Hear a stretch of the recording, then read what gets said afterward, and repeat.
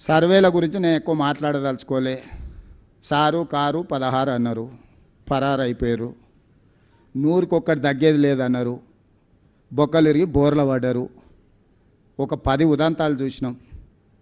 నేను ఏ సర్వే ఏజెన్సీలను ఎవరి గురించి నేనేం అనదలుచుకోలే. మనం బ్యాండ్ మేళం మనం డబ్బులు ఇచ్చి పిలుచుకుంటే వాడు మనం పాడవన్న పాట పాడతాడు, వేరే పాడతాడా? మనం ఒకవేళ సావు కూలిస్తే సావు పాట పాడమంటే సావు పాట పాడతాడు, కానీ పెళ్లి పాట పాడతాడు పాడాడు కదా. మనం నగదిచ్చి మనం సర్వే చేసుకుంటే మనకు అనుకూలంగానే ఇస్తాడు, వ్యతిరేకంగా ఎందుకు ఇస్తాడు? వాళ్ళు ఏదో నగదిచ్చారు, వాళ్ళు ఏదో చేసుకోరు, వాళ్ళ మీద చర్చ అవుతూ నేను ఏ ఛానల్స్ని ఏ పేపర్లను ఎందుకు వేసిరని నేను అడగదలుచుకోలే. మీ ఇష్టం, మీ వ్యాపారం, మీ లాభం ఏది ఉంటే అదే చేసుకోరి.